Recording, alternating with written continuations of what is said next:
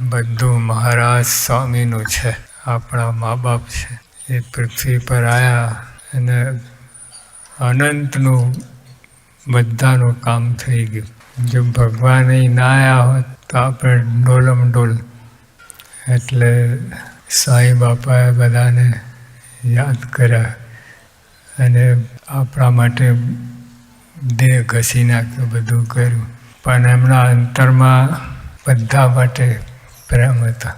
જો આપણે એક પ્રસંગે, એક જયંતિ, બાપાએ હાર ઉપાડ્યો અને બાપાએ કહ્યું કે તમને બધાને એક એકને મલાય એવું નથી, પણ આ બધાને હાર પહેરાવે એમ માની લેજો. એટલે આપણે પણ એવું જ છે કે બધાને મળવું એ શક્ય છે, બધાને. પણ અંતરમાં ભાવના રહે છે બધાને મળીએ, એક એકને મળીએ. પણ હવે અશક્ય છે, સમય નથી, તમને ટાઈમ નથી, અમને ટાઈમ નથી. એવું બધું બની ગયું છે. એટલે પણ માની લેજો, બધાને મળ્યા છે આપણે અલૌકિક દ્રષ્ટિએ, દિવ્ય દ્રષ્ટિએ. આપણે તો દેહ નથી, આત્મા છે. એટલે આત્માથી અક્ષરથી કોઈ મોટું નથી. એટલે આપણે બધા અક્ષરરૂપ છીએ અને અક્ષરથી પર કોઈ નથી. અને અક્ષર મુક્તો બધા એક છે, કોઈ અલગ નથી. એટલે એમની પંક્તિમાં આપણે ભરવાનું.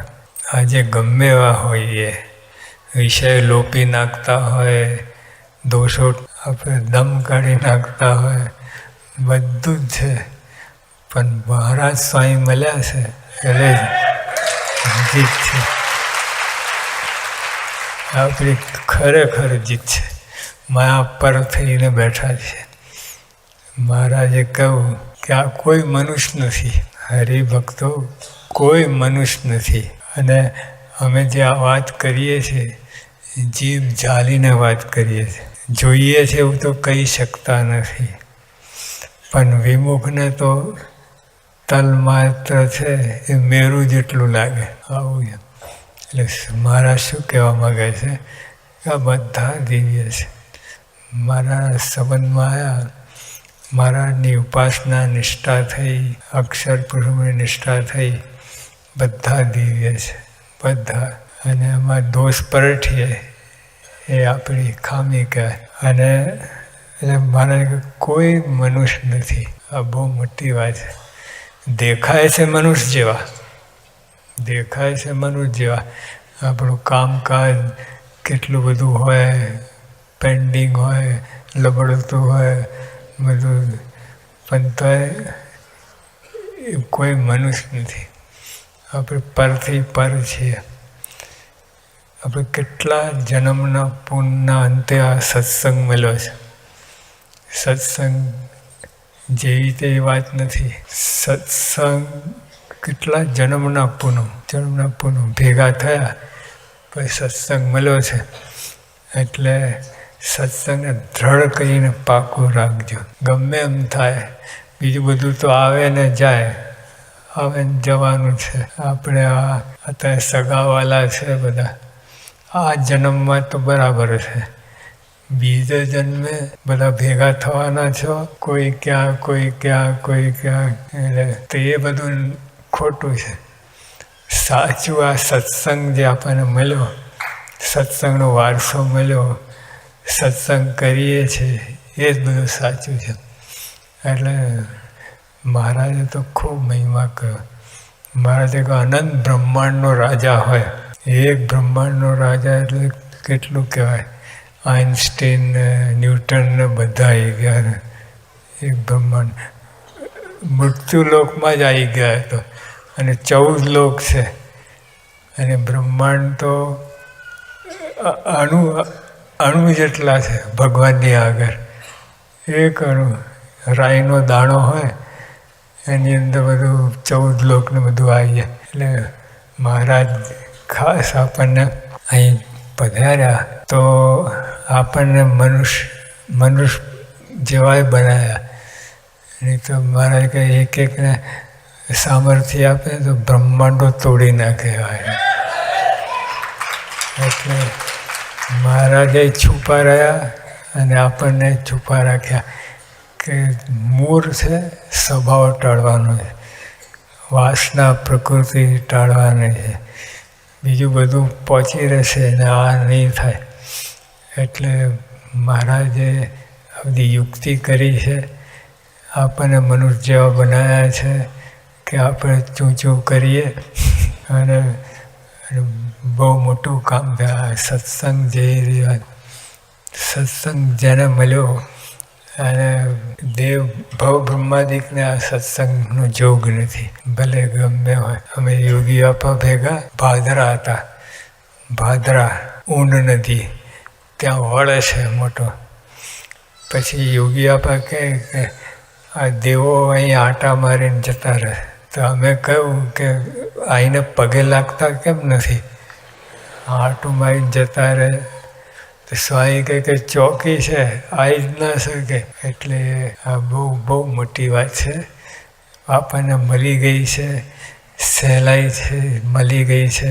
ગમે એટલું આપણે પુણ્યદાન ગમે એટલું કર્યું હોય, પણ ઓલા બીડ હોય છે ને, ઓક્શન, હવે £1,00,000 વસ્તુ તમને 10,000 પાઉન્ડમાં મળી જાય બીડમાં. તે એના જેવું નથી.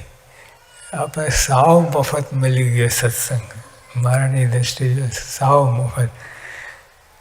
પણ હવે આપણી ફરજ છે કે એને દ્રઢ કહીને રાખ. આપણે કાણું પાકીટ રાખવું નહીં, નીકળી જાય સત્સંગ. અને આપણે એક જરાક અપમાન થાય, સત્સંગ મૂકી દઈએ. તમને કોઈ હરિભક્તો કે અને તો મહારાજ સ્વામીને મૂકી દે, આવું થાય. તેથી બહુ કાચપ કહેવાય. એટલે એટલું રાખવું. સત્સંગ ગમે એમ કંઈ છોડવું નહીં. સત્સંગ છૂટ્યો તો બધું પતી ગયું. આપણે કેટલાય જન્મની કમાણી છે ખોઈ નાખે એવું થાય. એમ કોઈ અબજો કરોડો અબજો પાઉન્ડ કમાયો હોય, પછી એક કંઈ ભૂલ થાય ને દેવારું ફૂકે, એના જેવું થાય. સત્સંગ તો ગમે એમ કહીને આ ખાસ ભલામણ સત્સંગ મૂકતા નહીં. એક બે જો આપણે આ લાઈન બેઠી છે, ફ્રન્ટ લાઈન, હવે એમાં ત્રીજી લાઈનનો કોઈ આવે અને તમને કહે કે તમે અહીં બેસો ને ઓલાને ફર્સ્ટ લાઈનના ત્રીજી લાઈનમાં મોકલે, શું થાય? સત્સંગ મૂકી દઈએ. મૂકી દઈએ એવું નહીં, ગારો દઈએ, જોખીને 5 મણની 10 મણની. તો આ કેટલો કાચો સત્સંગ કહેવાય.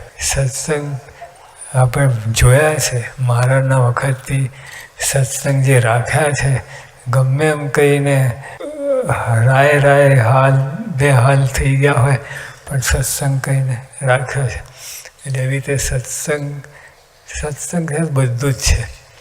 સત્સંગ ગયો એટલે બીજું બધું ગયું.